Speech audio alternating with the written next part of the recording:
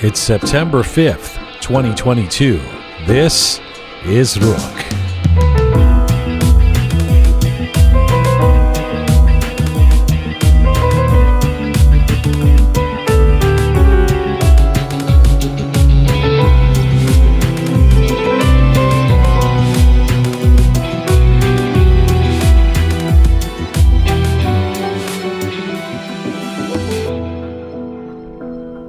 Hi there, welcome to episode 198 of Roqe. Happy September, happy Labor Day if you're in a part of the world as we are celebrating Labor Day. I'm Jian. Nice to be talking to you. Hope you're keeping well wherever you're tuning in from around the world. Hello to you from Toronto, Canada. Salam dostan aziz, dur bar shoma. Sad sal be in salha. Coming up in about an hour, one of the world's leading designers who has dedicated his life to creating and implementing the most luxurious weddings, palaces, castles, private and social events across the globe, Behnam Bakhtiar, a very prominent Iranian-French architect, founder of Ali Bakhtiar Designs. He's got multiple offices in different parts of the world.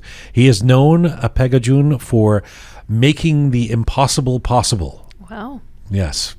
Should you be planning a wedding? Not anytime soon. Well, should you be planning a wedding? Yes.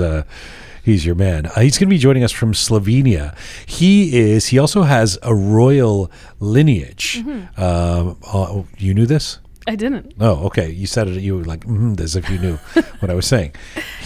But check it out. He's got a royal lineage from both the Pahlavi and Qajar Very cool. dynasties. Covering the bases. Full house. Yeah. No word on the Safavi or what comes before that. That's the only one missing. Joining us from Slovenia. I wonder what he's up to there. Before that, in a few minutes, an Iranian-American pioneer when it comes to the research and treatment of autism disorders. She's a doctor and psychologist who founded the Center for Autism and Related Disorders. In 1990, she founded this. It's gone on to become one of the world's largest organizations that provides interventions for the treatment of autism spectrum disorders. She has a remarkable story of her own, does such vital work, and she's now on social media doing a Ask Dr. Doreen segment. Dr. Doreen Granpeesheh will join us from Los Angeles. This is a really impressive person in our diaspora. You know, we bring people on for all kinds of reasons. Today, full of impressive people. Yeah. Impressible people. I don't know if they're impressible. They're impressive. Hi to you, Smart Pega. Hello. Hello, Groovy Shia. Hi, Azizan. It occurs to me that on Labor Day, officially, summer ends on September 21st, right? That's the autumn solstice. Yes. But don't you feel like today is the end of summer? This weekend. Or yesterday? Yes, I agree. Like it's fall already. And here in Toronto, it really switches. Yeah. Like it just like September 1st came and it was like Sweaters chilly are out. nights. And it was really weird, actually. Yeah, Saturday was warm, like humid, warm. But yesterday was It's almost chilly. Overnight. It's like flick of a switch. Then it gets warm again for a few weeks or a couple of weeks somewhere in mid-September or something. Tease. It teases you. But for sure, it feels like fall is beginning. Yes. And I would guess, is this the case in Iran? Like that, September in the West, like in Canada and the U.S., and it's all back to school. That's what commerce and sales and all that are predicated upon the idea of. That's the same, I would imagine, right? Yeah. There's a summer break, and then is this the weekend that as students start going back to school? Actually, September 21st they go to school. Oh, yeah. Honoring the first day of fall. Yes. Huh. That's a big. What do they do for the first 3 weeks of September? They just party. Bikar. Yeah, they're just partying for the end of summer. I'm talking about 12-year-olds. also just partying. But I think they, in Iran, don't they finish school later than us here? The beginning of summer, they finish schools and like end of June. End of June. Yeah. That's the same. Is it? Yeah. They just go to less school. Well. These Iranians running around. They get more time off. We're coming to you on roqemedia.com. It's there that you can link to all of our platforms. We are on our ongoing mission to build a new audiovisual encyclopedia of Iranian diaspora identity. We're on Spotify, SoundCloud, Apple Podcasts, Instagram, and CastBox. If you like to see some visuals with Roqe, switch over to YouTube right now. And if you like your Roqe descriptions at bulletins in English and in Persian, check us out on Telegram. By the way, speaking of YouTube, our documentary, the first of our travel series, Talking to Persians London, is now on YouTube in its third week, over 35,000 views. We invite you to check it out. It also has subtitles. Talking to Persians London at our YouTube channel. That's the Roqe Media YouTube channel. And if you go to our website, roqemedia.com, you can support us by becoming a patron. You know, I was talking on the weekend to a couple of friends about how I really appreciate the people who are patrons of this show. We have some folks who are, each month they donate a little bit. They subscribe. They are patrons, and we never do anything for them. We got to change that. Yes, we should. I feel like a heel. I feel terrible. I mean, I should be sending them messages or calling out their names or making little figurines. I don't know. Having them for some chai. Yes. These are the people. This is our bread and butter. These wonderful folks who donate, who are part of our patron base. Roqemedia.com. I promise you, we're going to figure something out for you guys. Shia, you could do a little. I was the dance, first patron, so you have you to were. do something. I need to do something for you. Yeah, Shia. Start with Shia. Speaking of support, a big thank you to Hamid Reza Safipour for helping to make this episode of Roqe get to your eyes and ears. Hamid Safipour Luxury Custom Homes. If you're in the Toronto area, or if you're an Iranian Canadian, you may know the name Safipour. Team Hamid and Nina have made the Safipour name one of the tops in the business, a name you can trust to buy your dream land and build your dream house. Safipour Luxury Homes have now teamed up with Remax, and they're moving into also doing exotic high-rises that are beyond things we've seen in Toronto before. If you're thinking to buy or sell or build your dream house, if you're anywhere near the Toronto area or are interested in buying here, get in touch with Safipour, Safipour.com, Safipour.com. Thank you to Hamid Safipour for being a sponsor. Okay, so before we get to our first guest today, I wanted to take a moment to remember, it seems like it seems like in the last month, I was away and it seems like we've lost a few really, really prominent, vital, influential, iconic Iranian writers, poets and writers. The latest of which, go ahead. Who have we lost, Shad? Yeah, last month we lost Houshang Ebtehaj. Yes. He's a great poet, and I think in the spectrum of Iranian poets, I would put him next to Hafiz and Saadi. Wow. He's really a big deal. And so last week we lost Abbas Maroufi. Yeah. And I wanted to remember him because, a part of our mission for this show is we're talking to Iranians around the world, and a lot of them, like me and you, Paga, we're second or third generation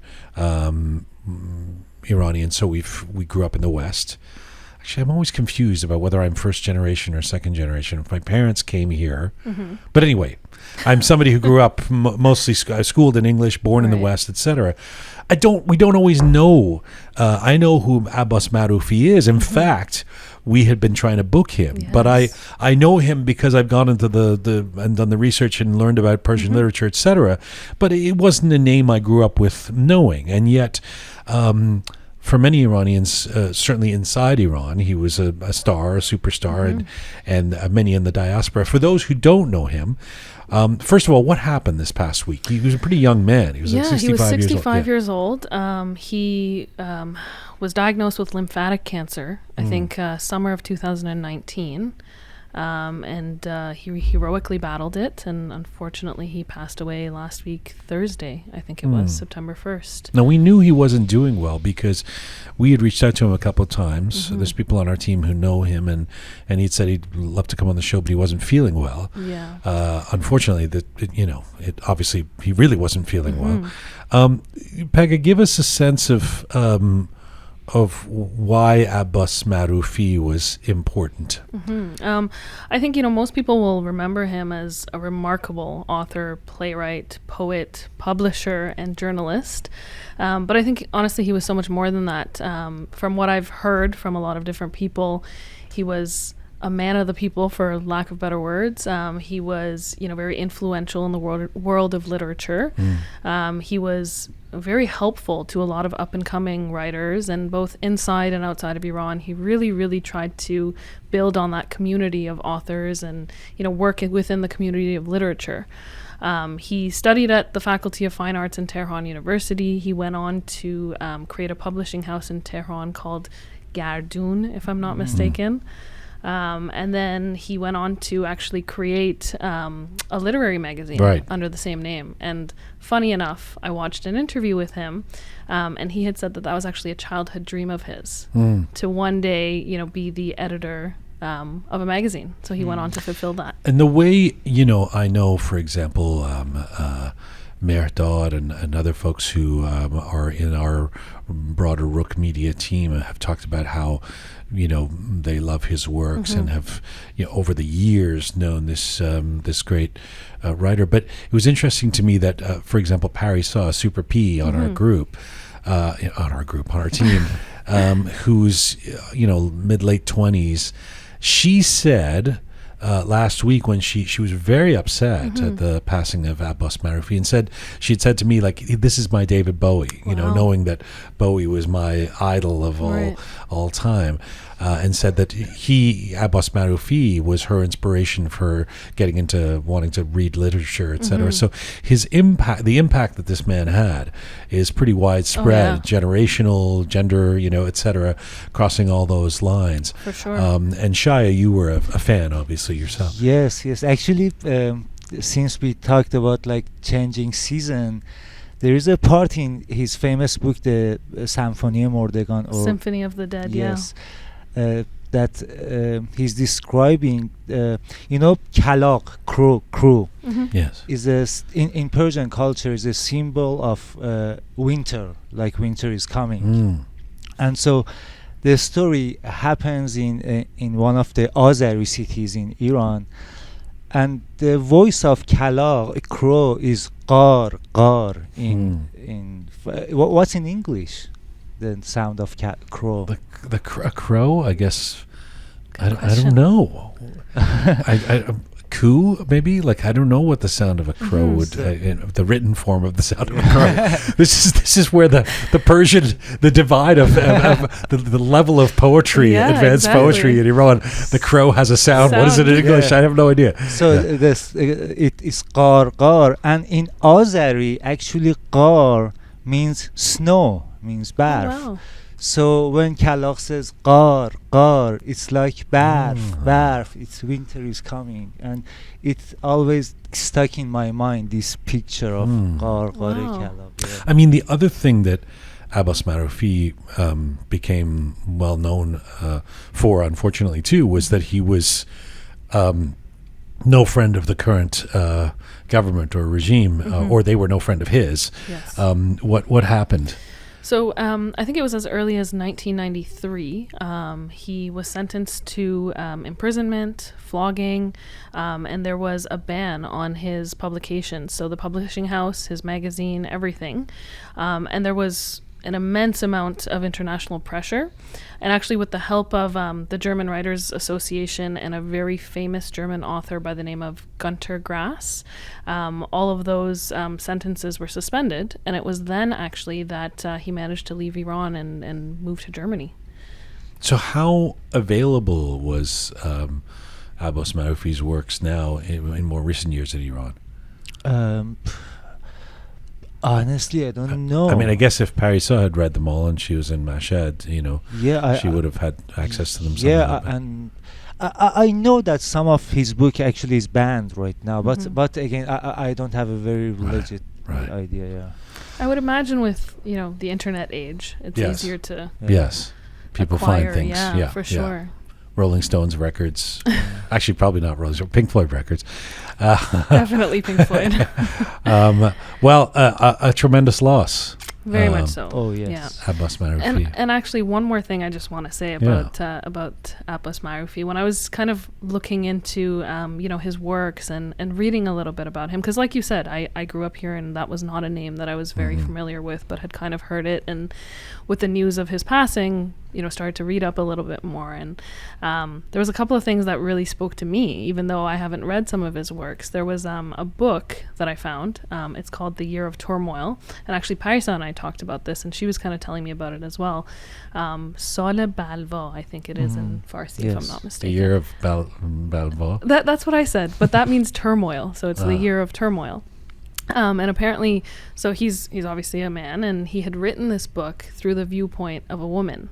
So the entire book is written as if he's thinking about, being a woman and seeing life through the eyes of a woman.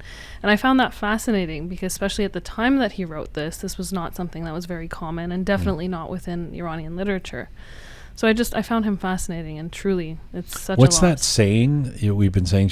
What's his famous saying? Yes. Do you know it? Yeah. So famously, he wrote in Farsi, "Tanha shekasti bihude ast ke faqed mubaraze bashad," which loosely translates to a defeat is only pointless if it's reached without putting up a fight. Right. It's kind of saying keep fighting. Yes, exactly. But he doesn't mean physical fighting, does he? Where did that quote originate from? Fighting the regime? Yes, like fighting censorship. Right. Rest in peace, Abbas Maroufi. Thanks, guys. Thanks for that little remembrance. And I'm sure there's a lot of folks out there for whom he was a big figure in their lives and an influential presence. And by all means, let us know about that. If you have stories or remembrances of Abbas Maroufi, info@roqemedia.com would be where to share it. Yeah, I think it's a good idea to have an episode about authors in exile. Yes. We lost Reza Barahani, we Muhammad Ali Nodushan, we lost Abbas, and so all peoples there in exile. So I think thanks, guys. We'll see you on the other side of our featured guest, our first featured guest, that is. Let's get to it. I know she's waiting on the line. My first featured guest today is an Iranian-American psychologist who has gained global recognition for dedicating her life to the field of autism research and therapy. Dr. Doreen Granpeesheh founded CARD, the Center for Autism and Related Disorders, one of the world's largest organizations that provides interventions for the treatment of autism spectrum disorders. Dr. Doreen was born in Tehran.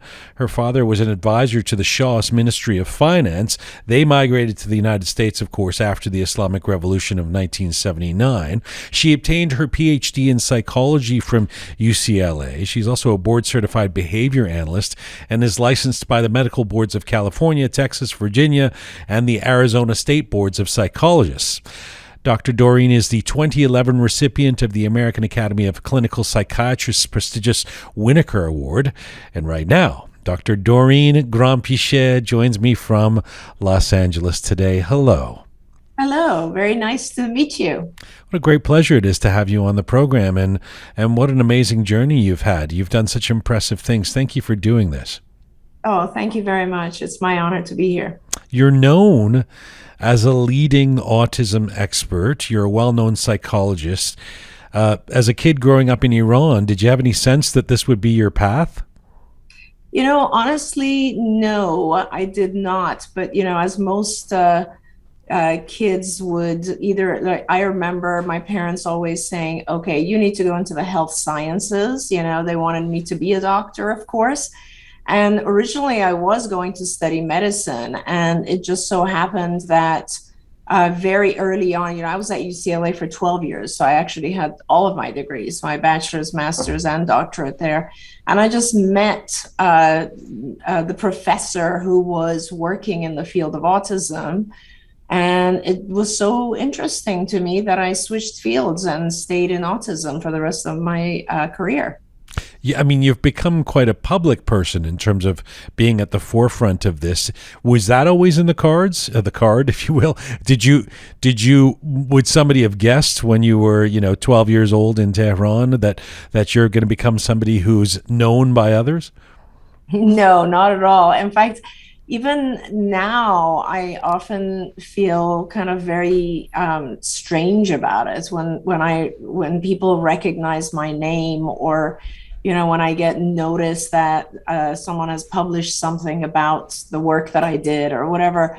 It always surprises me because I never really think of myself as being someone that others know. You just kind of go about doing your thing and you enjoy the work that you're doing, and hopefully it influences people. Well, you have influenced people. In fact, I dare say you've had quite an impact on the world. You famously founded CARD, this Center for Autism and Related Disorders. You did so in 1990, and it became one of the largest organizations in the world, as I said, providing interventions towards the treatment of autism spectrum disorders. Dr. Doreen, what was your mission in founding that center originally? Well, thanks for asking about that. The years that I was going to school at UCLA, I had the privilege of meeting some families who had children with autism. And the UCLA clinic that I worked at was more of a research clinic. So a lot of the kids that came to our clinic, we were trying out different types of interventions. And Jian, this is back in, let's say, the 80s. And at that point, the prominent belief in the field of autism was that, hey, we don't really know what's going on with these children, but perhaps it has something to do with their mothers treating them in a cold way. It was called the refrigerator mother theory, which was presented by a gentleman by the name of Bruno Bettelheim. Fortunately, a lot of parents in that era came back and said, no, this has nothing to do with parenting. And this is more a biochemical type of illness that is causing these children to not learn how to socialize or interact with others, and they are therefore quite isolated. I became fascinated with the kids that I was meeting at our research clinic at UCLA because I don't know, sometimes people know that some percentage of autism, very small percentage, but nevertheless, there's a group of children who are savants, right? And they have splinter skills that are extremely interesting. I had met a young boy who had an incredible visual memory. So he really could remember pretty much anything that he saw once. In fact, he could, at a very young age, tell us how to go street maps. In those days, we didn't have cell phones or, Google Maps or any of that. And this young man had memorized basically all of the streets and could tell you where to go left and right and so on. And so to me, it was fascinating because back in the 70s and 80s, we were still trying to tell the world that autism is very different than things like intellectual disability, which used to be called mental retardation. Right. And it appeared to me that a lot of the kids that I was meeting were very intelligent, but they couldn't get their skills across. They were limited because they didn't have communication.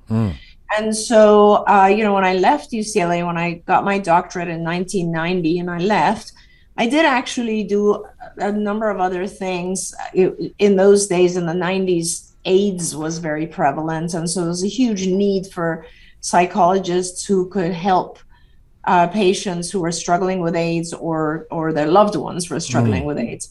And so I did a little bit of that, and eating disorders were very prevalent, and I did a little bit of that and so on. And I honestly, 6 or 7 months after I had left UCLA, I decided, no, I got to get back into autism, and this is the field that speaks to me. Not only were we developing a lot of really good behavioral techniques that were changing these children, we were able to teach them how to speak and how to communicate, and they were just growing so fast. But I also enjoyed working with their parents who were experiencing anxiety and depression, and it was an opportunity to really have an impact on the entire family unit. So, I opened CARD, and I wasn't thinking at all that it would be as big as it ended up being. There's an anecdote where at one point I was sitting with the second person I hired after myself was a friend of mine who was actually helping me just billing the patients. And we were sitting and having lunch, and she said, it's so exciting. We have already 25 patients. And how many patients do you think we will ever have? And I said, I don't know. She happened to be Iranian as well. Her name was Nilu. And I said, I don't know, 25 is a lot. I can't imagine ever having more than like 40 or 50 patients. Because at that point, it had not occurred to me that I can also train other people to be supervisors, like doctors. Right. And so, of course, in the end, it ended up being, I think when over the years after I opened 260 clinics, and each clinic had between 50 and 100 patients. So I don't know what that is, but it was a pretty large number. I was going to say, it's not I mean, once you start looking into it, it's not a niche disorder. I mean, you've pointed out that autism is more common than childhood cancer, diabetes, and AIDS combined. What do you feel people most need to understand with respect to those dealing with autism? Right. So, when I started, it wasn't one of the highest, right? Back in the 70s, it was like 1 in 15,000 children. It has grown exponentially over the last 2-3 decades. And the only thing that has grown in correlation is environmental toxins. So what is very, very, and the prominent scientific theory right now about what causes autism is that these children are struggling with what is called low redox. So they're unable to detoxify from the toxins in our environment as rapidly as we do. Autism is not the only chronic illness that has increased. A lot of other chronic illnesses are increasing, and they're very correlated to toxicity in our environment. I think what's important for people to understand is that autism is very, very hard to deal with. It's a huge spectrum.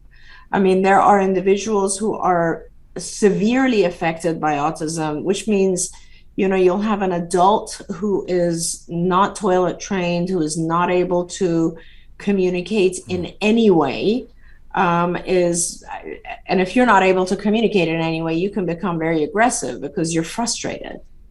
And so, that's kind of one end of the spectrum. And then the other end of the spectrum are individuals who are very minimally affected by autism, which basically means they have a hard time reading facial expressions and body language, and therefore they might come across as a little awkward or uncomfortable.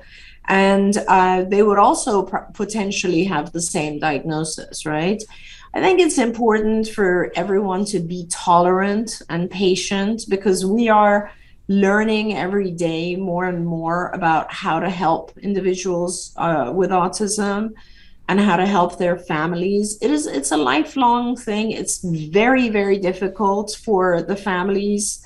And only about maybe a quarter to a third of individuals who are very lucky and have the resources to get all the interventions they need, they recover, right? About a quarter of these individuals actually live normal lives. But it takes a lot of therapy and a lot of help to get them there. So, the more patient we are, the better. In what ways do people most misunderstand autism? I think a lot of people think that people with autism have a mental retardation.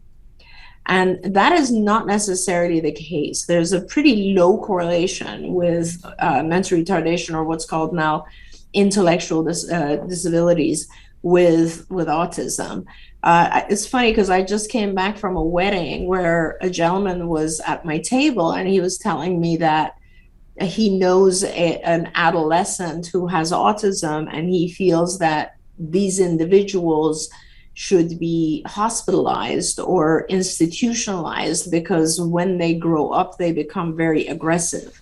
And that is really not true. There is, with all of my patients, whether they are 3-year-olds or 20-year-olds, the aggression that you see exhibited by an individual who has autism is just a form of communication because they cannot otherwise communicate. And any one of us, if you were not able to communicate your needs, you'd try to grab the things you want. You try to push people away when they force you to do things that you don't want to do.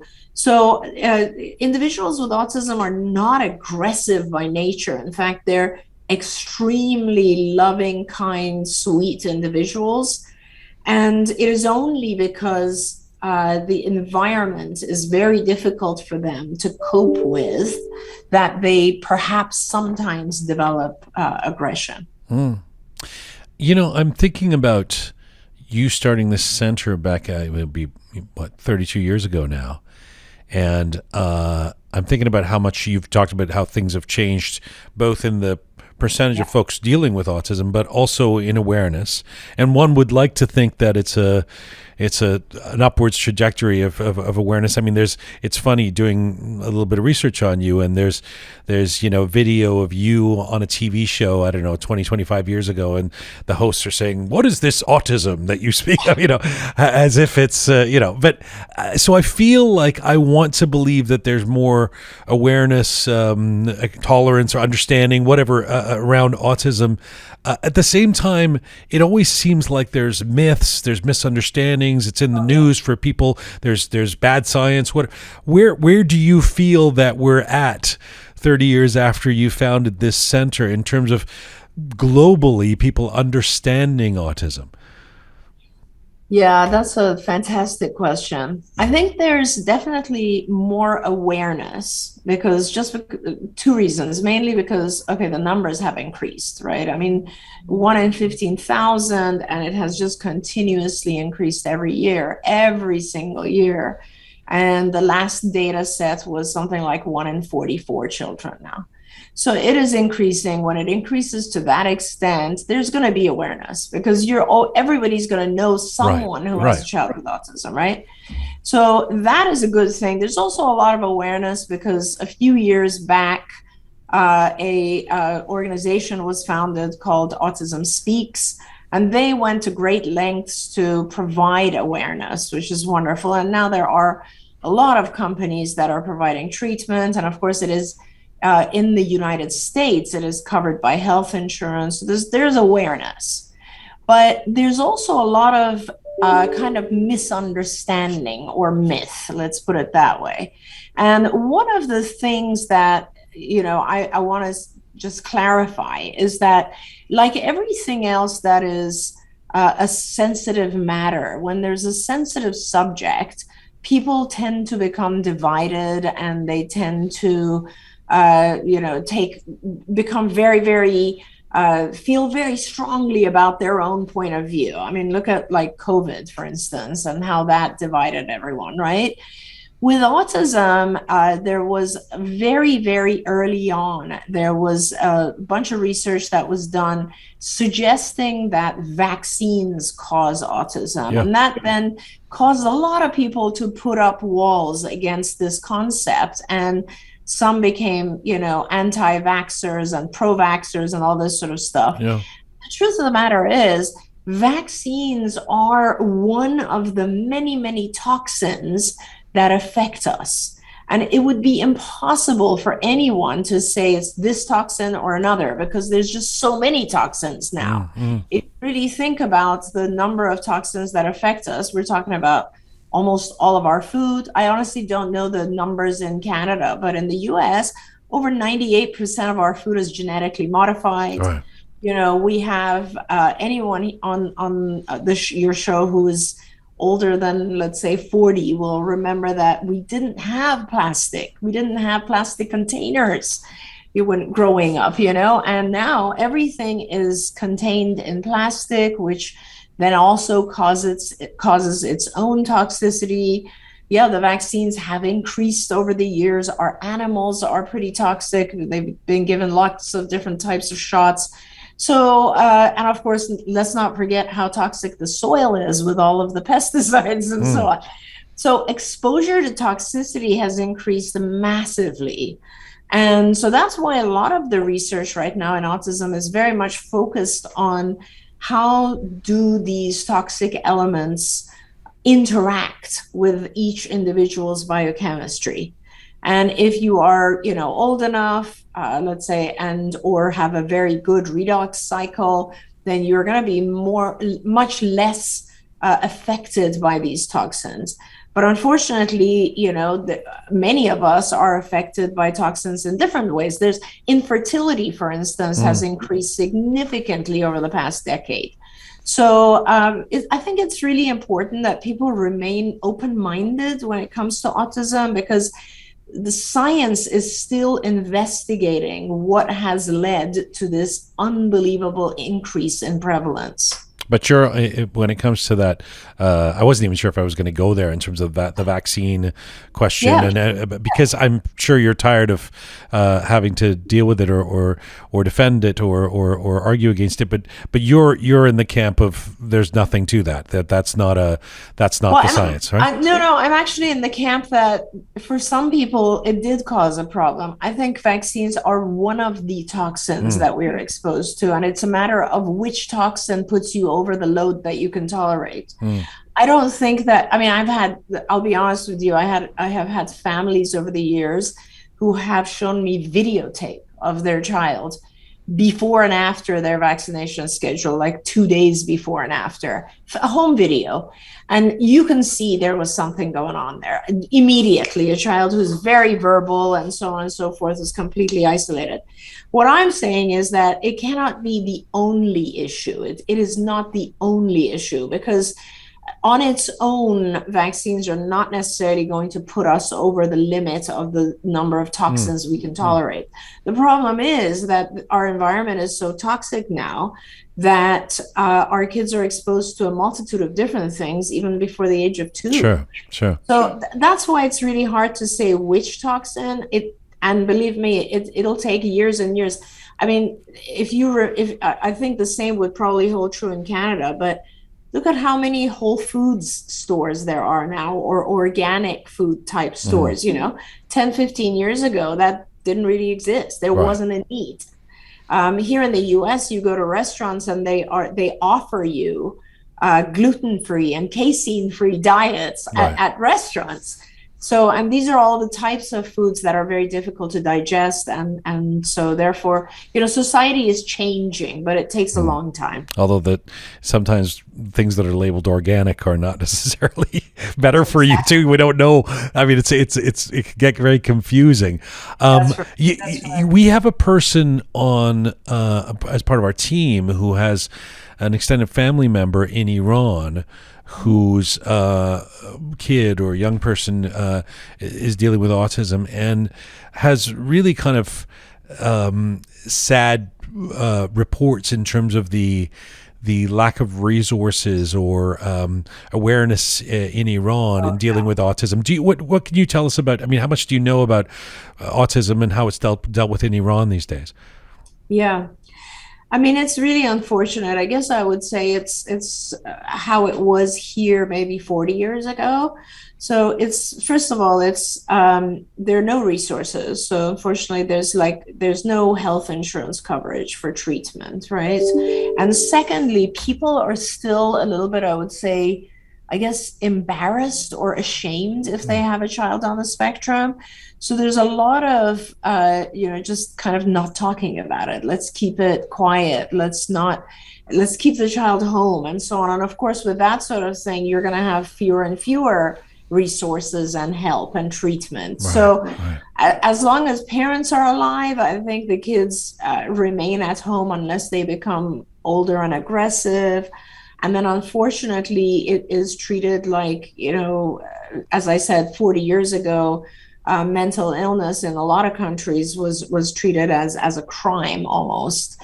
So there are those, I will say, Jian, I've been contacted by a number of different agencies in Iran who are trying to build something and provide services, but it's very difficult because the type of treatment for autism requires one-to-one therapy. So it's quite expensive. If you're going to have one person teaching the individual, being with the individual at all times, it's expensive. And so unless there's public resources like health insurance coverage, which of course we don't even really know the concept of that in Iran, it becomes very unmanageable and difficult. Speaking of Iran, you being Iranian, you're doing a program like this and talking to, in some cases, prominent, accomplished Iranians. It's always a lesson in how complex and complicated the journey to get there has been, especially when it comes to Iranians and what's happened in the last 50 years. And you're no exception. It's quite amazing to me. In an earlier conversation, I was telling you that how much you've accomplished and how seemingly well-adjusted you are based on your own story, which one could, as a psychologist, if somebody walked into your office and said, I'm a 15-year-old kid, I've come to this country without my parents because they're in hiding because there's a revolution back home. I'm assuming you would say, well, oh boy, this is, you're somebody I'm going to have to help along here. What was it like for you as a 15-year-old coming to America by yourself? Yeah, thank you for asking that. It's kind of an interesting period of my life. And any Iranian, I guess, who was in the States in 78, 79 may have had similar experiences because on the one hand, yes, our families were out of contact. I mean, I literally had no contact with my parents for about a year. Because they were my mom was in the Iranian army, in the Shah's army, right? So they were kind of hiding in our home by the Caspian. But that on its own is very difficult. Yes, I'm 15 and I'm actually about to start university, which was thanks to my strong Iranian education, actually. But yeah, you went to UCLA at the age of 16, by the way, right? I mean, you're overachieving the overachiever status as an Iranian. But honestly, it was just because we in Iran we had we just passed certain classes, right? So when I came here and I was supposed to go to 11th grade, I ended up doing 11th and 12th in 1 year, and then I went to UCLA, so it was pretty early. And yeah, UCLA is a huge place, right? I mean, I don't know, at that time it was probably 30,000 students, and now it's more like 60 or something. And the classes were huge, 400 people per class. And for a kid who was, coming from Iran, I didn't know how to support myself. I had to find a job. So I was making donuts at North Cafeteria at UCLA. That was my job. I was getting paid $3.25, which is minimum wage back then. And I couldn't afford a car, so I would bike back and forth from school. And all of that is not so unusual. I guess a lot of American kids also acclimate to that sort of thing. Mm-hmm. The other side, though, that was happening in the late 70s was the hostage crisis had happened, right? Mm-hmm. So Americans were not sure how to deal with us. Mm-hmm. And there was this whole kind of feeling of, are these guys terrorists? Who are they? Are they to be trusted or not? And more than once I had, eggs thrown at me. And I'd say there was at least a 6-month period of time where my friends and I, if anybody asked us where we were from, we'd say Greece. Right. Because we did not want to be affiliated with the hostage crisis. Right.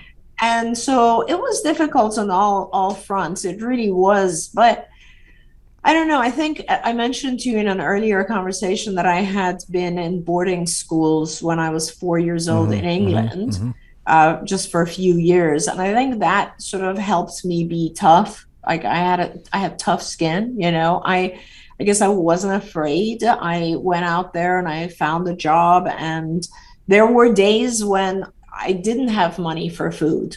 But I managed somehow and got through it. And on the other side, success and being able to build myself and my kids a good life was even more rewarding. On a psychological level, how did you deal with it, and especially vis-a-vis identity? I mean, your parents aren't there to be supporting you. You're in LA, so there's probably other Persians that you could know and find some solace in. But did you go through a period where you were angry that you were of Iranian background, or that you wanted to disassociate?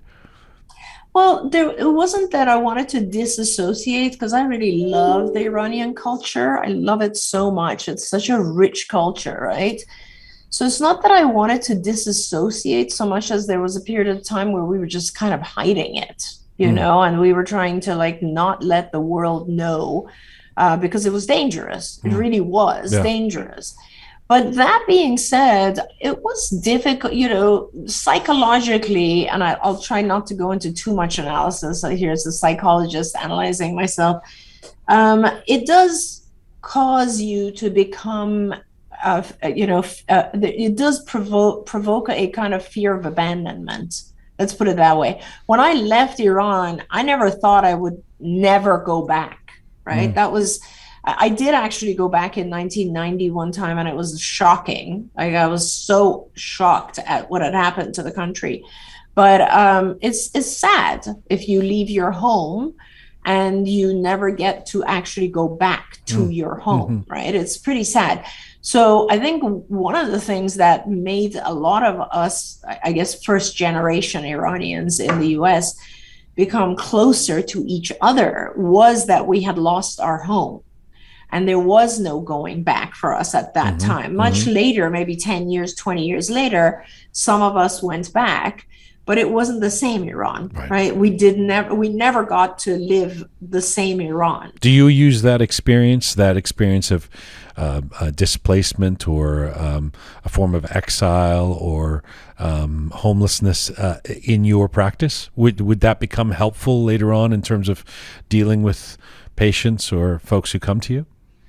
That's an interesting question. I guess in the sense that, when I deal with mental health issues, mostly I'm dealing with and I'm treating parents of children with disabilities, right? And in some ways, it's funny because there's this beautiful poem that a parent of a child with autism has written, which is called something like Coming to Holland. It's about them, planning their entire life, thinking that they're going to go on a trip to Italy. And then when their child is born, it's not Italy, it's a completely different country, right? It's a very different place when you have a child with a disability. It's not, all of your plans are different now, all of your plans, right? So when I came here thinking I'm going to go to high school and then I'm going to go to college and I'm going to go back to Iran, my family was in Iran. So obviously it's similar in that sense, because you do feel displaced, whether it's you've lost your home or it's you've lost the vision that you had for your child and your future. Similar, right? And so, all experiences that we have that increase our empathy, I guess, are helpful when you're a psychologist, when you're working with other people's mental health issues. I will say that a lot of us in those early years experienced quite a bit of anxiety. There was a phase where Iranians were being deported. And so when we were in class, you know, they would come into these very big classes. That was about a year or so, and they would pull out by name, call out people that we knew, you know, friends of ours, whose visa had run out, who were there not with the right type of visa, and they were that was it. That was the last time you saw them. And so there was a lot of anxiety going on, and I guess that helped us become stronger people and become more able to cope with difficulty.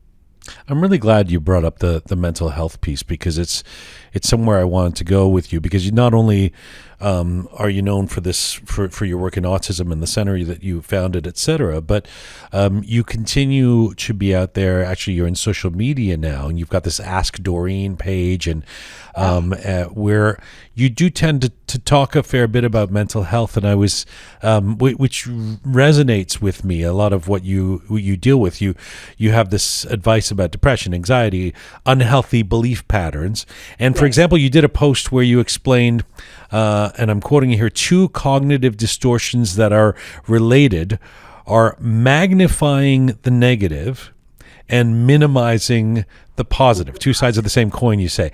And this, I mean, I'm sure for a lot of people listening, this is something that they can relate to, but certainly I can relate to that in my own life, even in social media. You know, I'll magnify the one negative comment and minimize the 100 the positive ones if they're surrounding it, right? How do you fight those tendencies in your own life?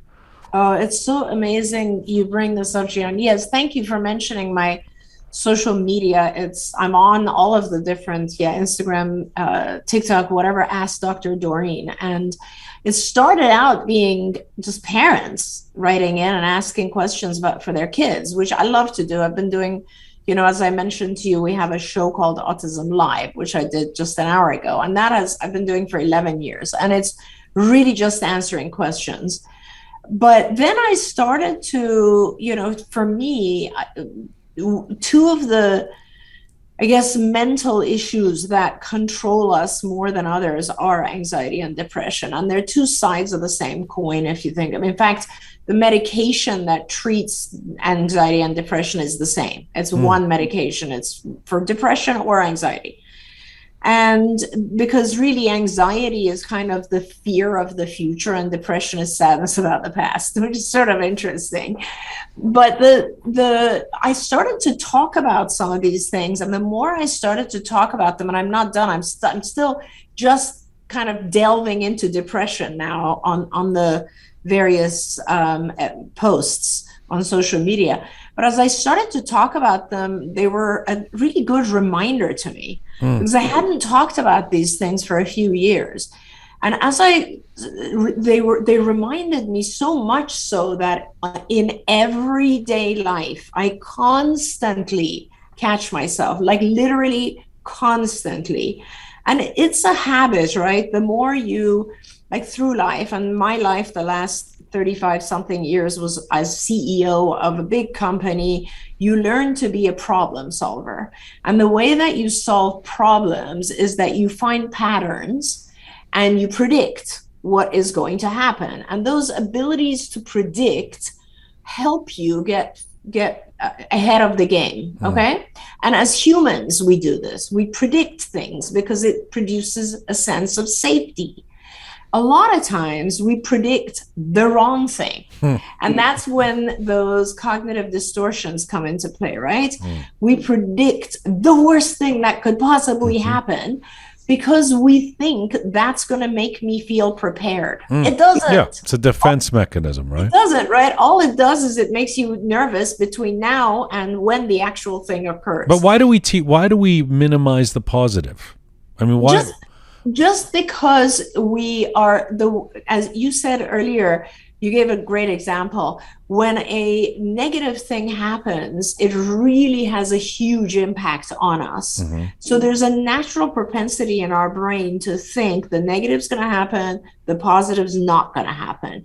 Just my luck. Look at all the statements we have in life, right? Oh, it's Murphy's Law. That could be my luck, right? The bad stuff is. But that's what I'm asking. Why is that our natural inclination?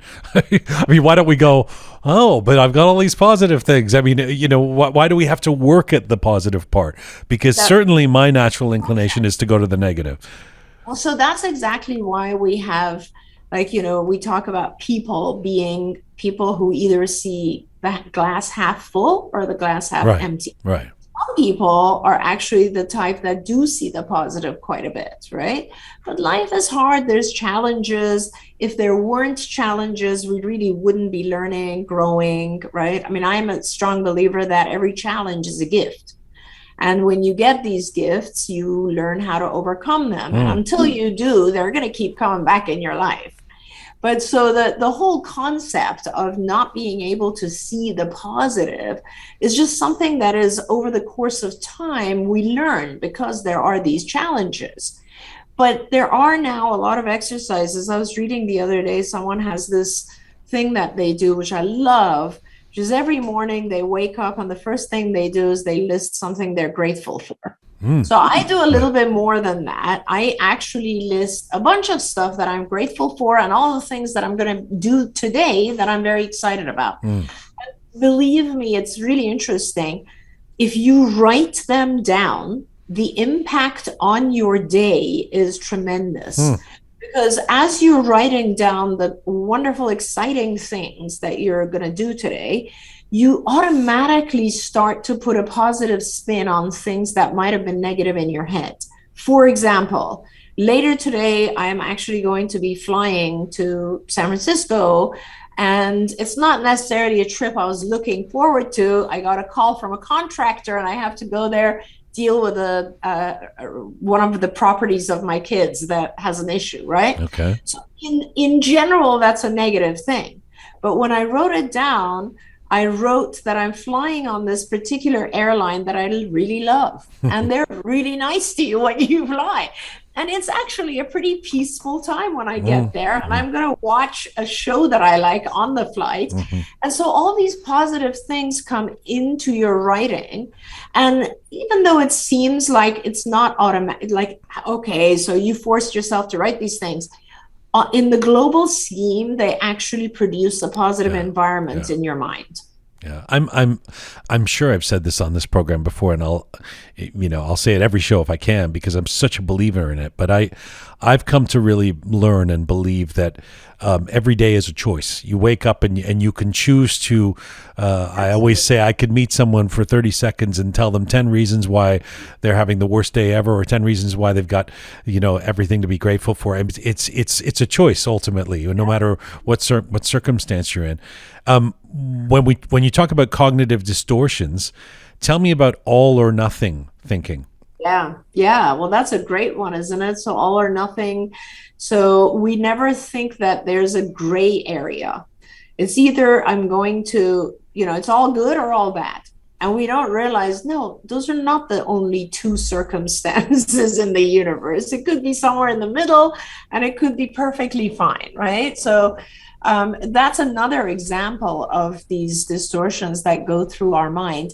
What's very interesting to me, Jian, is as you go through all of the various distortions, you really start to, for me, it was the first time that I really started to understand what it means when, our gurus or people who are very spiritual, they teach you to be in the present, right? Everybody tells you, like, try to be in the present. Yes.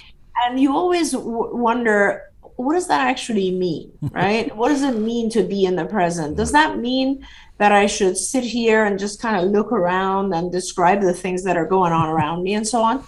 What it actually means is to stop trying to predict. Stop allowing your mind to go to the future or the past. Be in this moment. And the reason is because when you go to the future or the past, those thoughts are the ones, those cognitive distortions, thoughts are what lead to these issues of depression and anxiety. It's always thoughts. If you're not thinking about the future or past and you're just in the moment, you're not going to experience those things. And it's very difficult. It's not an easy practice. But what if you're thinking of the future what if you're thinking, I get to go on my favorite airline where they treat me well? Is that still... That's great. But if you do that, I promise you, unfortunately, most of us have such little control over running thoughts that you start with a thought and before you know it turns into something else, right? We were able to focus. That's why it's good to meditate, obviously, because you get practice to stay on a thought. But the bottom line is just getting into the practice of, I'm sure you do, as I do. I have a million thoughts in my head about the next call, the next afternoon, this, that, all the things that are. And if you ultimately, one part of those types of things is going to make you anxious. It's not really just about negative things that are actually coming at you, right? It's like, it's also about your own performance. Like you might, how am I going to do? Right. How's this going to be? How's that? And all of those thoughts are what spiral out of control. And if you are, even for 5 minutes, even for 1 minute, it's very hard to do this for 1 minute, just actually sit and not think. That is the kind of thing that produces ongoing peace. That's why things like music and those types of things are so amazing, because they actually do remove you from your run-on thoughts, which are where the trouble comes.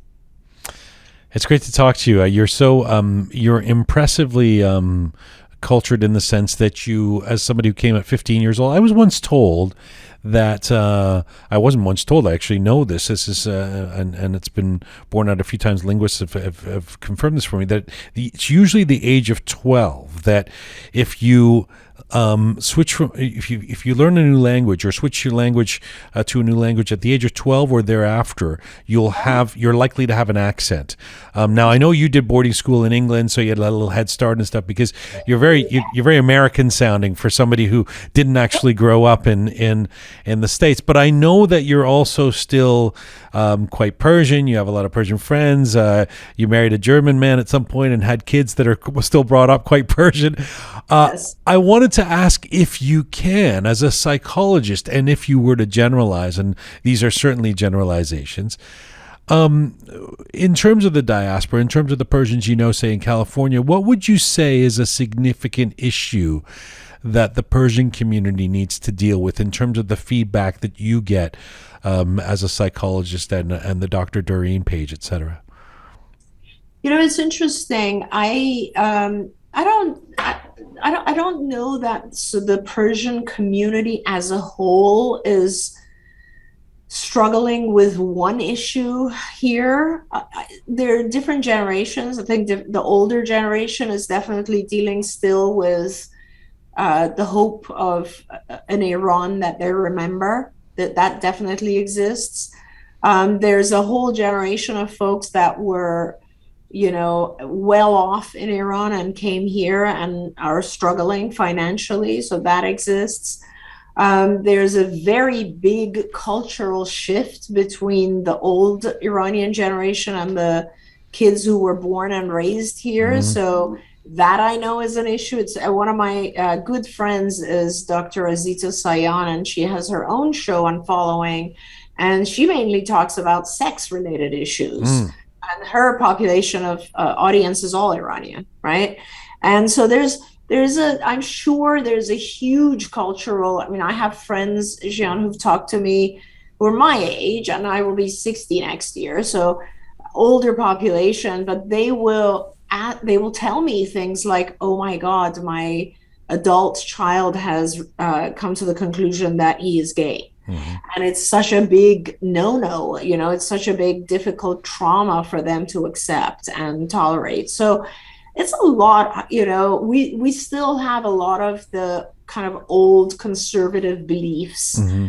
hanging over us, living in a society, especially California, right, which is pretty liberal.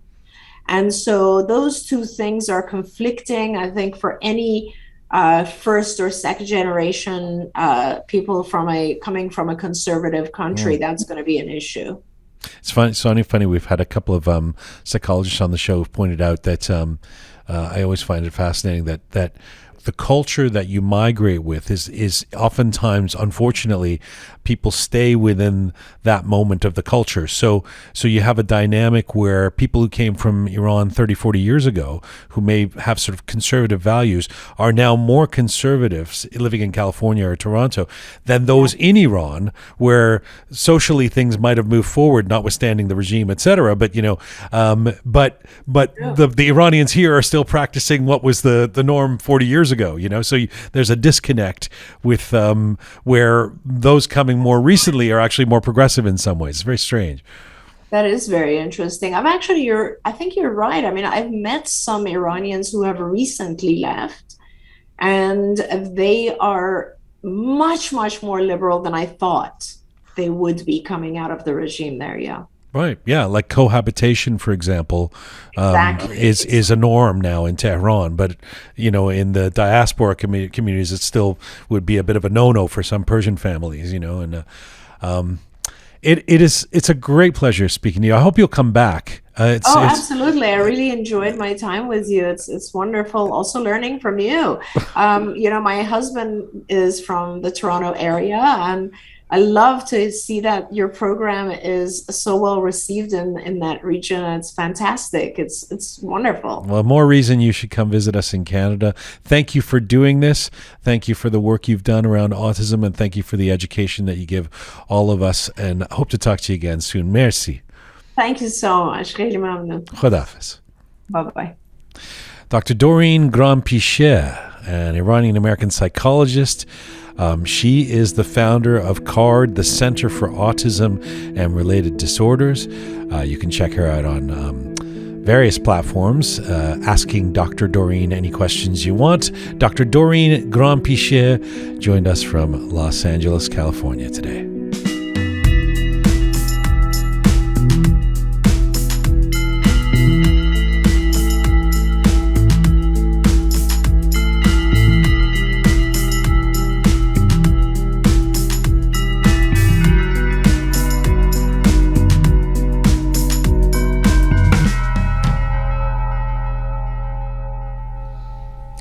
Microphone's back on for Smart Pega and Groovy Shaya.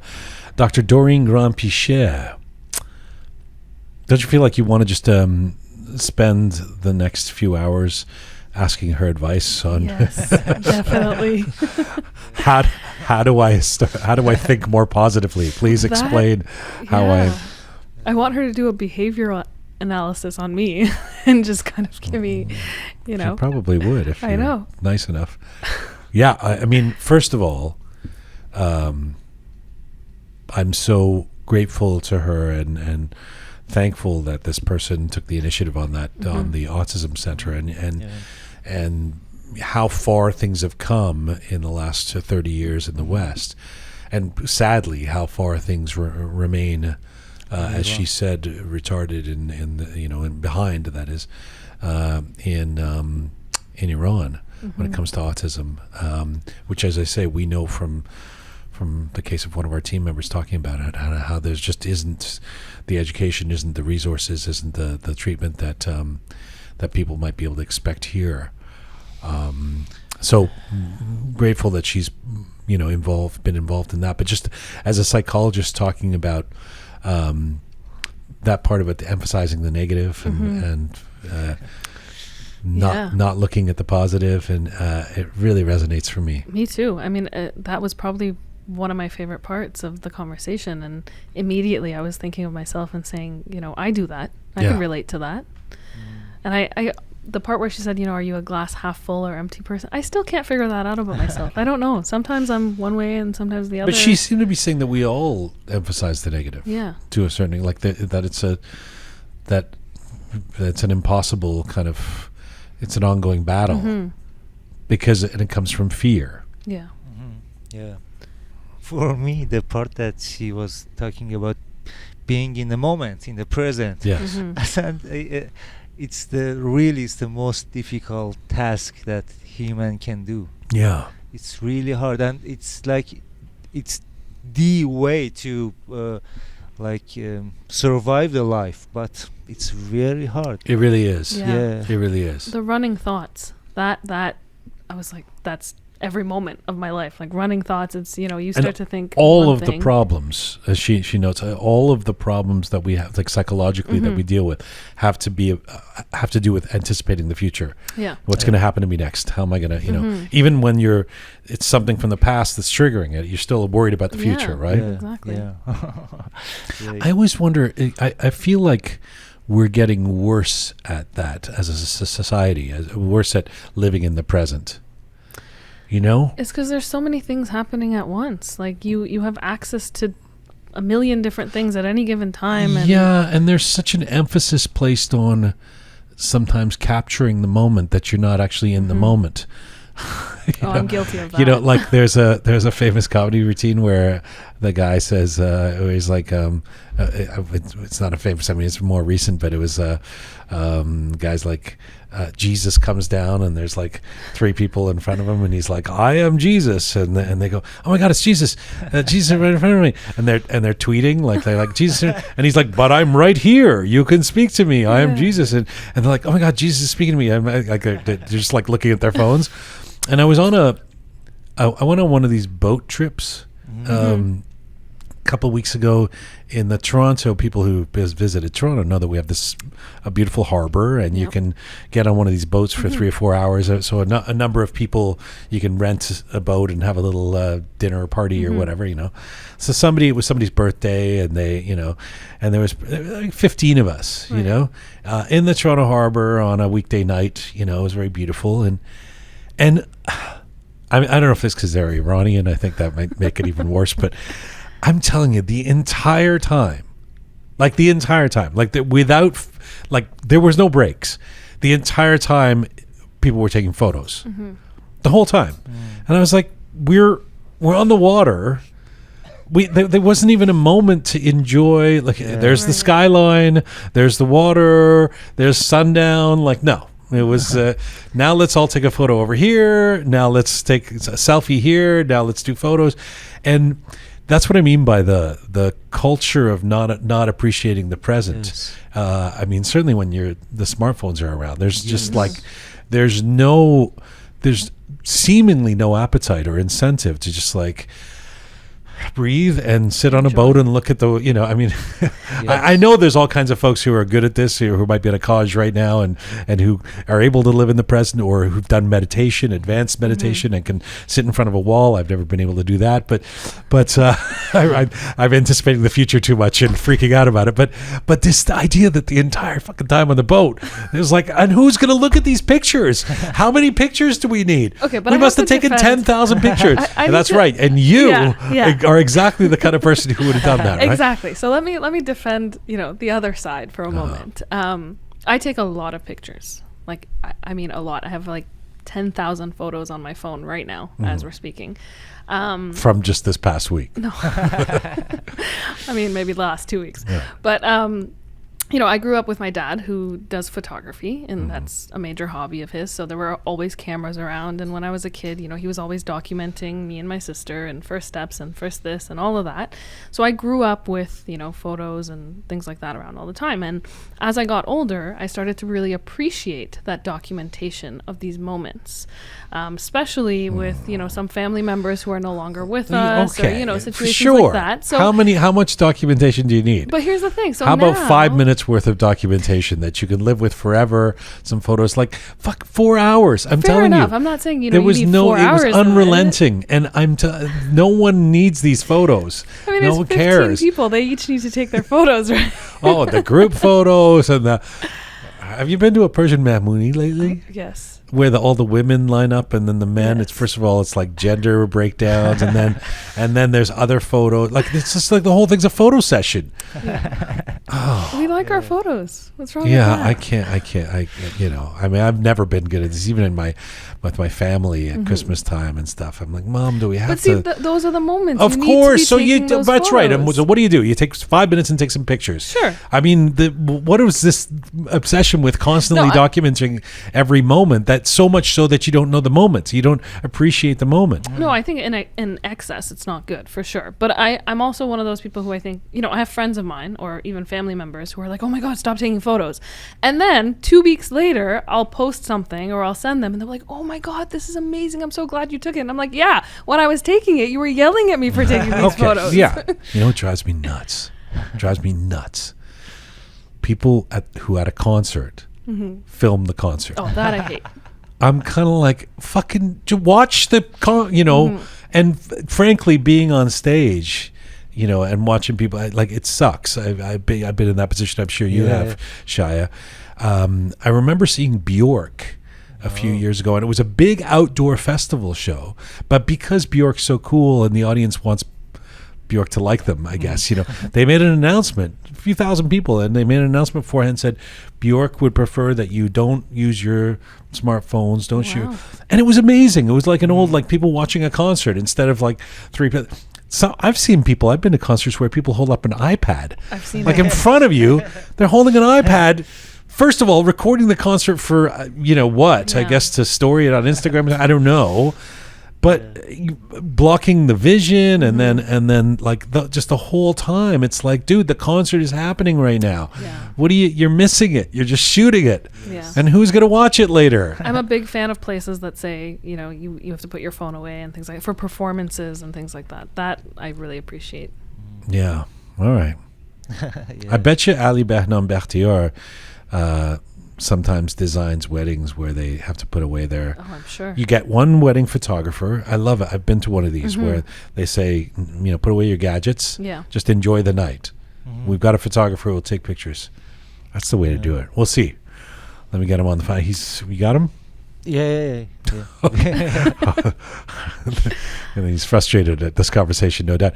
Smart Pega, Groovy Shia, thank you. Let's get to our next featured guest. My next guest today is one of the world's leading designers who's dedicated his life to creating and implementing the most luxurious weddings, palaces, castles, and private and social events across the globe. Ali Behnam Bakhtiar is a prominent Iranian-French architect and the founder of Ali Bakhtiar Designs with multiple offices in different parts of the world. Ali was born in Tehran and comes from two aristocratic Iranian dynasties. His family left for France after the Islamic Revolution. He grew up in Paris, ended up majoring in architecture, interior design, and fashion, and went to École des Beaux-Arts, Parsons, the American University of Paris, and ESMOD.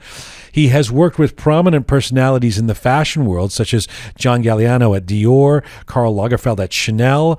Ali had a significant transformation from the fashion world to architecture and set up Ali Bakhtiar Designs in 1997 with a focus on designing top-end private houses and residences. In 2003, he made his way into the world of luxurious weddings, and his clients regularly now include royal families and celebrities. He's also the founder of the Ali Behnam Bakhtiar Foundation, in which he donates a portion of his earnings to the people in need. And right now, Ali Behnam Bakhtiar joins me from Slovenia today. Hello, sir. Hi, how are you? I know you live in, or sometimes you're in Dubai, sometimes you're in Paris. It's any guess where you are for any. So today it's Slovenia? Yeah. My base is in Dubai and south of France, in Saint-Jean-Cap-Ferrat. But now I'm Slovenia. It depends on where the projects take us, actually. I'm guessing you have a project in Slovenia right now? Yeah, I've got project in Slovenia as well, and I started doing this AB residences. So it's called AB residence that we have quite around the world. So we launched in Slovenia, Ljubljana, and also outside of Ljubljana. They're like a typique type of properties that I purchase and I decorate them, and then it's like a chain. I've created sort of like chain of residences. So we have them in Slovenia and Ljubljana, and also in Istanbul, in Athens, and Mykonos. And so basically we're growing, So one of the reasons why I'm here now is for this, but also because we're actually working on a very big event coming up in spring. Your company is so big right now and the kind of projects you do, but do you feel, and we'll get into it, I'm going to ask you about some details, but do you feel like it's still important for you to be there when you have a big event or a new project that's in construction? No, no, 100%. I'm on top of all my projects. So there's no way that, like we get projects come on board and I'm not part of it. Most of the projects that are quite, like that are quite large in size or in detail or in technology or like in design, I always implement them. All the designs passes by me. I'm very lucky and really blessed that I've got a great team that has been working with me for the last 25 years. So I'm really happy. It's like a family, actually. So it's very important for me to make sure that the vision of what we have initially comes through at the end of the project. And that's why I'm so involved into the whole process of the work. And most of the time, sometimes as well, like, like when we finish a project, the client is very happy. But then when I come and I see it and I'm like, no, like we need to change this, it's not according to what should be. And sometimes they're like, no, we're okay with this. And I'm like, no, but it should be changed because then you're going to see the difference after. It sounds like you're suitably particular for the kind of high-end work you do. So let me start with a couple of general questions, which is first of all, whether you just step out of your life at some point and see where you've gotten to. There was a recent article that came out a few months ago about you, and it was entitled "Meet the Man Behind Europe's Most Magnificent Events." Ali, how do you feel about being known as the conductor that throws the most lavish and impressive events in the world?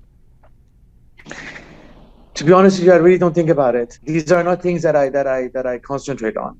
What is important is for me is actually working on coming up with like new designs and new creative things.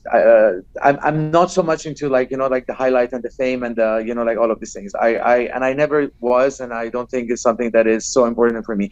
What is important for me is to create the relationship that I have with my clients, and hence for all of these years, like we work with a lot of like high-end level clientele, and we never went out to have press or any of these things because with that level of clientele that when you're working with, like people don't really want everything to be public. Right. Like 95% of our projects we don't ever show them. Right. We don't either post them or like nobody sees them. So I'm very honored, of course. I'm very and I'm humbled.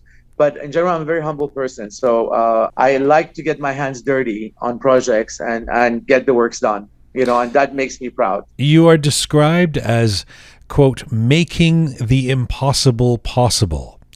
So in that field, what does that mean to you?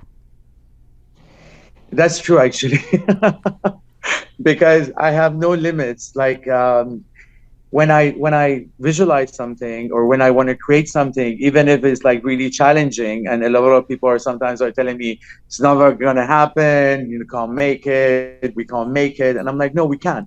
Like I don't believe in limitations. I believe in like you set your own limitations in your life and into your work.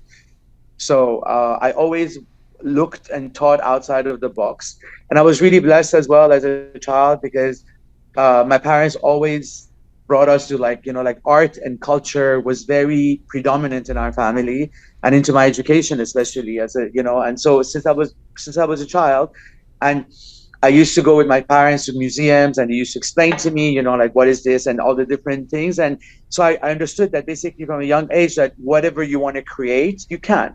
So there's no limitations on what can be created. It's only your imagination and what you want to achieve in your life that basically can set you on a level or on a sort of like a path or a vision of what you want to have in your life. But I can imagine there's people listening to this around the world right now who, whilst being impressed with what you have done and accomplished, would say, well, yeah, of course you can accomplish things if you have the resources, if you have the money. How much of making the impossible possible it has to do with having the resources to be able to do it, or is it about creative vision? It's not about the money, actually, at all. When I started working, I was living in India for a couple of years as well, and I was going to like Jaipur into different workshops or in Makrana and like marble inlay factory, like like workshops, and I was sitting there trying to understand, like what kind of like material can be used, and they were like, you can't mix marble with, for instance, like with metal, you can't mix this with that, and then I was like, why not? Like, who says no? Like why not? I want to try it. So then I started trying these things. So and then it worked. Like a lot of things. Like in those days they were like, no, you can't do that, and now like everybody's doing it. So I think it's not about the money. Of course, when it comes to very large projects, money is important to be able to create. When you have an event for 10,000 people, I mean, of course, you need to have the financial support behind it to be able to deliver. But when I started doing these things, I started like even the events that we started doing. So actually, some of the most beautiful events that I've done were the humblest budgets that we had. Sometimes it was even a party for a friend of mine, or where in the foundation where we actually we created an event for people who couldn't afford to do it, and it was the most beautiful event. So it's not about the money. Money, of course, is important because you need to when you're building from scratch palaces, of course you need to have the money. Right. But I believe that it's the use of material, and it's the use of like what you can create that makes the wow effect, or makes something that is different and out of the box. Because otherwise you can have a lot of money and you can give it to everybody, and not necessarily they're going to create something that is extraordinary. I want to get to your personal story and how you've become who you've become, but just on this question of how you create that out of the box vision, or where you even begin with it. So I was thinking of taking a concrete example on the larger scale of the events you do. When you're doing a very, very high profile wedding extravaganza, say, sometimes it can be over a few days, it can be multiple ceremonies, it can be different settings, different dress codes. Where do you even begin with a project like that? Well, initially, basically, what is important is that we sit with the client. You have to understand the vision of the client, and most of the times they don't really know. So you have to use psychology as well. I think it's very important because you have to understand what the client wants without them being able to express it, which is very important. And that's really literally 90% of the time. And sometimes they come up with some concept. They're like, okay, I like white flowers, or I like this, or I like that.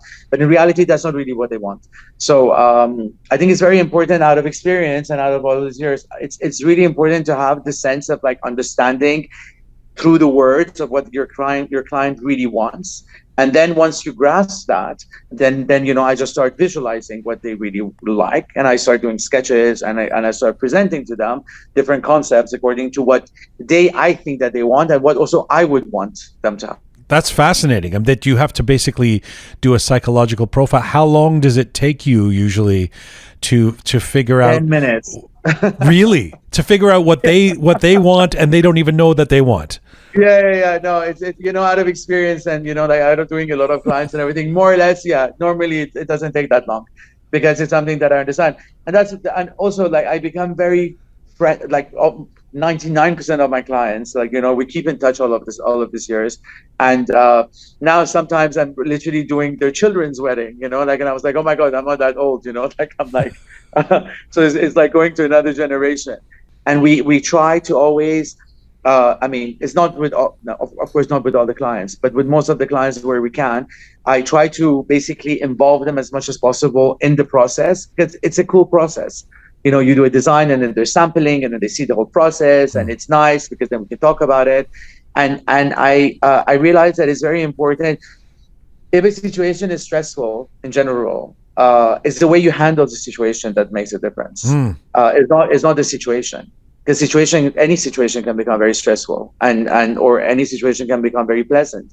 It's the way that you deal with situations that I think makes it different. Have you ever gotten it wrong? Like, was there ever a situation where the princess said no blue, and you, or some? There ever been of course. I mean, we not blue. I mean, not to that extent of like going wrong so much. But like we had, I don't know, like let's say like 5,000 people, and suddenly 6,000 people showed up, uninvited, and we had to accommodate, for like, so last minute they had like 20 minutes. So of course, like sometimes you can, sometimes you can't, but out of experience, I learned that basically you need in events, especially in events, you need to have plan A, B, and Z, and X, followed. So and that's through experience that you learn. And also what is important is to be able to say no. So to be able to say, I'm sorry, no, it's not going to happen. This is what was supposed to be, and that's what it is. So, and I think that my clients understand me very clearly. I'm very strict at my work, and I'm very firm at what I create and the whole process of it, because it's very important for everything to go smoothly, for everything to be very clear. You can't have any, exclamation points on anything, because then that exclamation point can turn up into something that, that is unwanted in the future. So I think it's vital to have everything very clear, and so basically both parties know exactly what I need to do, what I will deliver, and what they will get. And I think once this is I think this, and this is rule number one. And I think once this is done, then everything else can be play, can be fun.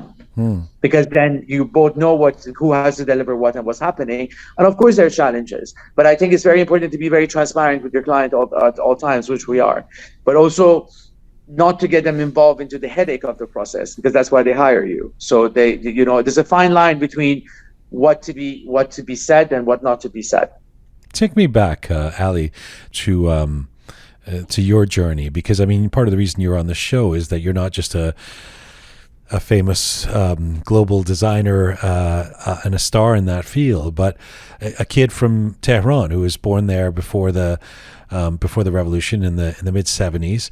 I know you come from a very arts interested family. Your brother, of course, is a famous painter we've had on the show. How artistic was your upbringing? Was it always clear that you were going to have a career in a creative field? Not at all, no.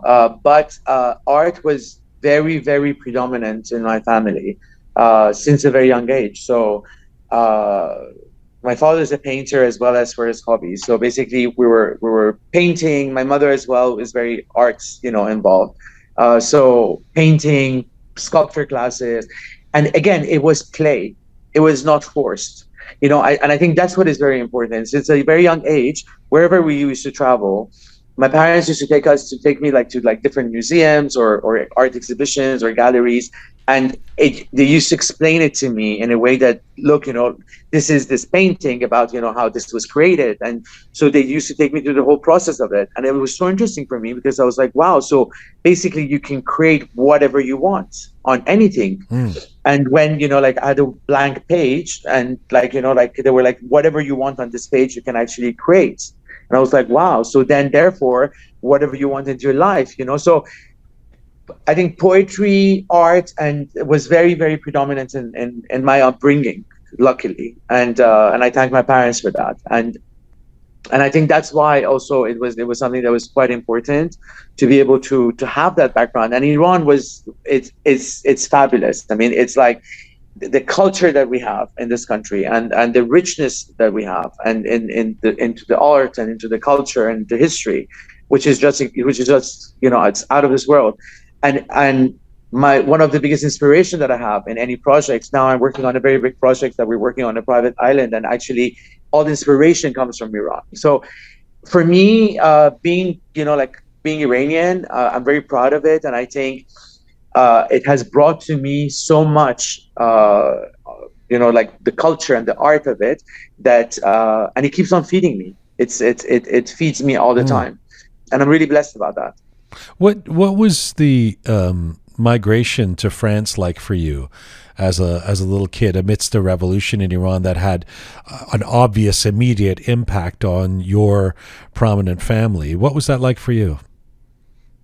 It was a discovery, and again, I was really blessed because my parents are very they have a very positive mindset in general. They're not they're not the typical type that would say that, oh my God, blah blah blah, we lost this, we lost that. It wasn't like that at all. It was like, okay, that's a reality, so now let's just live it.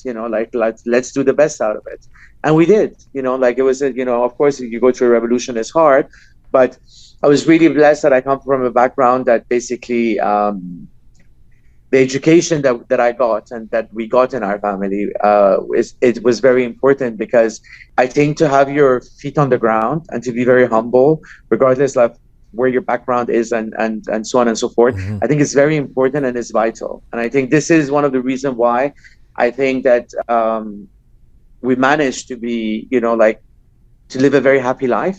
I mean, everybody has ups and downs, obviously, but to not live in the drama so much, but to be able to be more into the creative part of life. And this is regardless of money, like everybody had to go and work, obviously.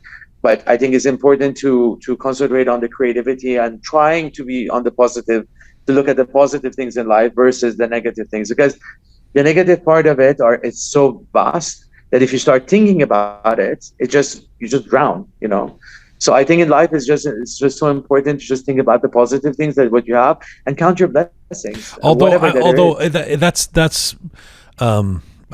That's hard for anyone, but it's harder, especially for a kid, I would think. I mean, how, you come from this certain life and lifestyle in Iran, and you're forced to move to France. How easy was it for you to integrate into being the French version of Ali Behnam Bakhtiar?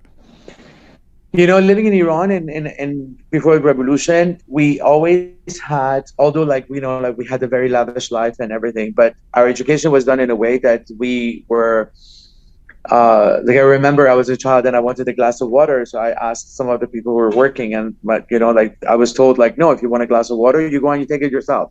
If one day, so our education was differently, because it was we had our foot on the ground. So it wasn't although we had a very lavish lifestyle, but hence it was very clear that if you want to succeed into your life, and if you want to continue that, you just need to go and work and basically establish your life in any way that you want. You want to become an artist, you can become an artist. You want to become a doctor, you can become a doctor. You want to become a painter, whatever that you want to do, but then you have to pursue it. You have to learn from it. So coming with a background and a mindset like that, I think it helped me a lot, because I came to Paris, which I wasn't talking French. Obviously, I was talking English, but not French at that time. I was quite young, and the integration actually was a bit challenging. But my father used to tell me, and my mother as well, they were like, look at it and how you can create that experience. Huh. And that really helped me, because I was like, okay, then it's play, so let me create whatever that I want to create out of this. And also, I think it's very important, because as a child, I was always they were telling me that you can create whatever you want. And it's basically the consequence of basically how you're going to manage your life. The outcome of that is your mindset, is how you think about it, and basically how you do whatever you have to do. So I think I was really blessed to have that, because that really helped me. And of course, it was difficult. It was very difficult. Suddenly, out of the blue, you don't understand where you are, and like everybody. But I think we were really blessed of having that mindset that really helped us to get through that. Yeah, it sounds like your parents are pretty cool. I mean, that's a very they are evolved cool. evolved way to say it to you. Think of it as an experience. I mean, it's quite lovely, actually. Tell me why. Yeah. Your dad, you said, did some painting as a hobby. Your brother ends up going into that.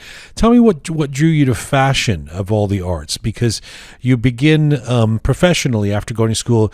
Your big start is in fashion, working with Galliano, working with Lagerfeld, founding your own fashion brands. Eventually, what did you love about fashion? What I love about fashion is what I love in events. Is you create something, but it's kind of a bit different, because events carries all elements, but it's fast, it's short, it's something that is just is ephemeral. So you just it's like immortel. It's you just create something and it's boom and it goes, then it's next. For me, fashion was a bit like this at the beginning, because I love to create different designs, and again, that comes with, you can create whatever that you want, on anything. So basically, if you want to create any type of designs, you can, but you just have to have the knowledge for it. So I went and I studied architecture, interior design architecture, and then interior design and fashion as well. And I loved fashion very, very much. It's something that I was really focused on it. I loved creating different collections all the time.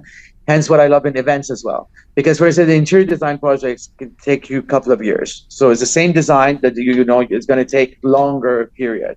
But events is something that in a couple of months you create it, you do it, and it's over. Next. That's actually what's interesting to me about how your career has evolved, because it seems like a paradox to me to a certain extent. On the one hand, when I think about architecture, when I think about interior design, when I think about what you studied and what you did what you've done in terms of private homes and castles and palaces, it almost feels like that those are legacy pieces. You're building something that necessarily you should expect is going to last hundreds of years, or is going to be there, is going to be an imprint on the landscape. Enchanting weddings and big events feel like the exact opposite of that. They're ephemeral. They're going to last one night, and then everybody's going to take it all down and get rid of the balloons and clean the floors. Those are very, very different missions. How do you reconcile? Life is all about. That's what life is all about, and that's what I learned in my life. That basically nothing is forever. So you create, and you come in this world, you live your life, and you go. And that's what I learned in my work as well. And that's what I love to do, what I'm doing, because then you've got the interior design or architecture that is like it stays for a longer period. But then eventually either it's going to go as well one day. We all go. Right. So and the events and fashion and everything is something that you just create, and it's like a flow of energy. Basically, everything is vibration and everything is energy. So it's just like the energy of what you create and what you put out and what you wanna see, basically. And I think this is what life is all about as well. Nobody knows what's tomorrow's gonna come, or even in a minute. And I think that's what I try to do in my creativity and in my work, and try to create and not to think that much. I think people complicate so much their own lives and their own work. I think that we can always think about things in a much more easier way. And I think that human beings in general complicates, like life a bit more than it is. Sorry, how do we complicate things? I mean, there's a million ways, but how are you thinking? How are you thinking that we complicate things? It's all about, I believe it's all about the vision of how you take any circumstance into your life and how you act accordingly. I mean, issues and problems comes for everybody. Everybody has issues. Everybody has health issues or problems or money problem or this and that. But I think the outcome of that is how you deal with the issue.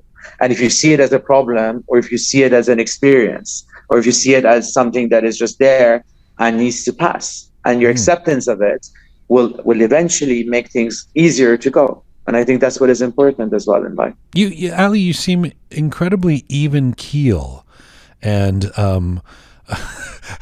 almost brilliantly sort of Yoda-like about the work that you're doing. I mean, I wouldn't have been surprised. I've watched you in a couple of interviews, so I know that this is your tone, but I don't think anybody would blame you if you were mercurial or engaging in histrionics. I mean, you're planning these huge events, you've got big pressure, you got big things to do. Is this really you all the time, or do you get angry sometimes, or do you fire people on the spot? I mean, how do you deal with adversity? No, I get angry quickly, but I calm down as well quickly as well. It's very important. I think that is very, very important in life, especially when you do this kind of work, to have your feet on the ground and to be really balanced, and to be able to sort of like understand things and not get into situations. You have to see them on the surface, deal with them, and let it pass, and not to get into issues, and I think that's what is important. Just the best way that you can, whatever it is. Do you think your magic touch when it comes to luxury events, big happenings, big ostentatious parties and events, do you think that is aided and abetted by your lineage, that you have some kind of background in that? Let me just tell people, for just so we can be clear about your background. I mean, that comes from these Iranian dynasties. You're related to the former Minister of War, General Sardar Bakhtiar, to Empress Soraya Esfandiari Bakhtiari, the former Prime Minister Shapur Bakhtiar, of course. But you were also on your father's side a descendant of the Qajar dynasty. Does that pedigree that you have, is that part of what leads you to understand how to create big luxury events, do you think? Well, I really believe in lineage, not in the sense of like where you come from, but I think that everybody comes from an ancestral lineage that I think is important to recognize. So you have to recognize and understand where you come from. It can be from any type of background, but I never take it into a sort of like a way as a sort of like like show off or like ancestral way. I think it's important to understand and to be able to be, it actually makes me more humble. My background obviously helps a lot because it gives me a heritage that I can use, but that's not enough. You have to feed it, you have to learn, you have to feed yourself, you have to culture yourself, you have to cultivate yourself. It's not enough about where you're coming from. It's important you have to recognize and understand whom you're coming from and where you're coming from, regardless of what level you are. No, but I'm talking about empathy, though. I'm talking about the fact that, or relating to these. I mean, back to the psychological profile you do of your clients and that in-depth research that involves trying to understand every client personally.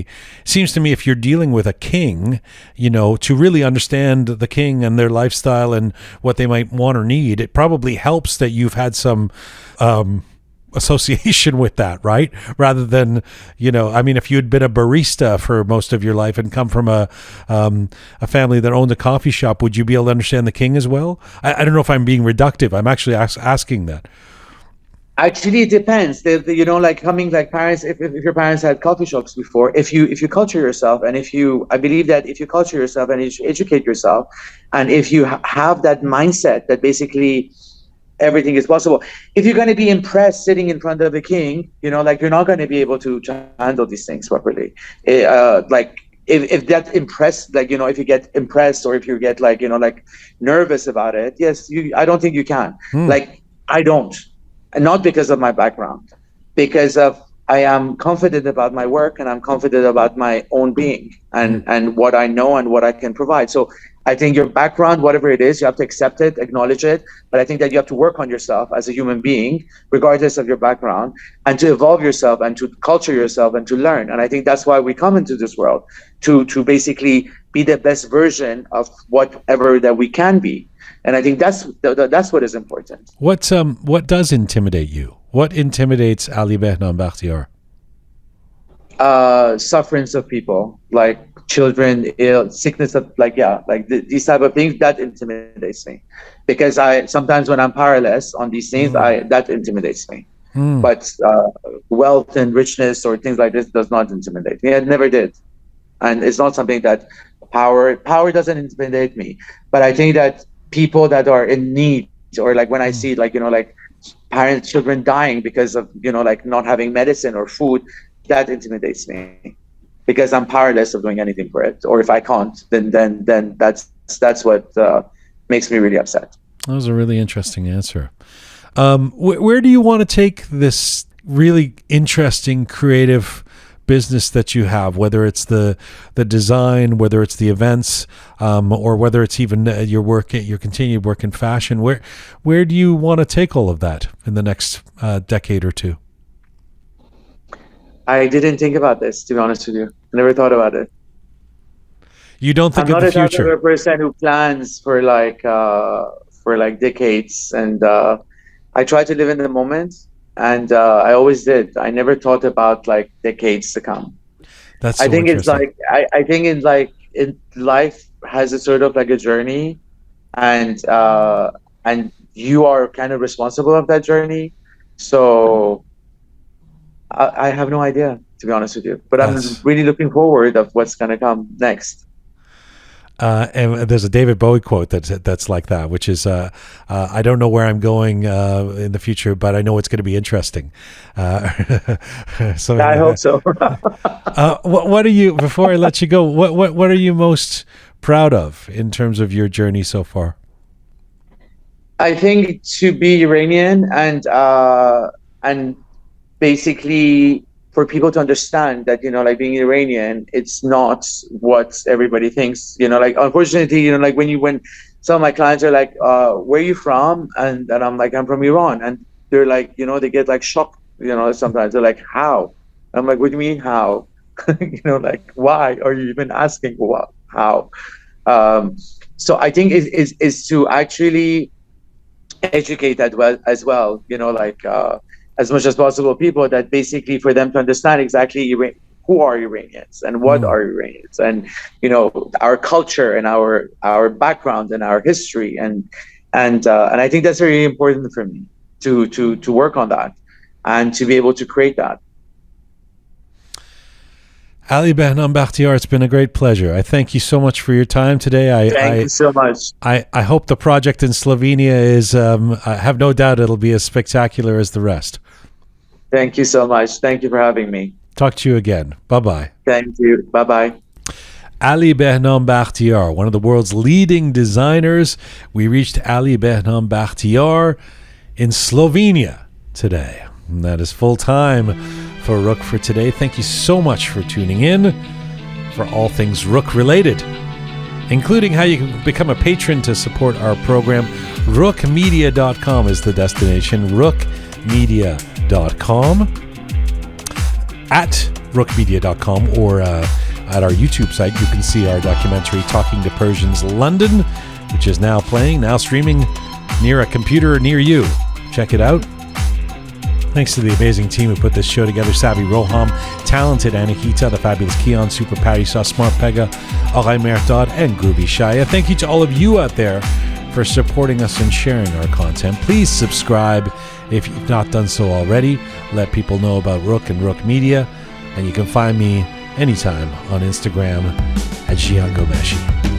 Mizun Bashi.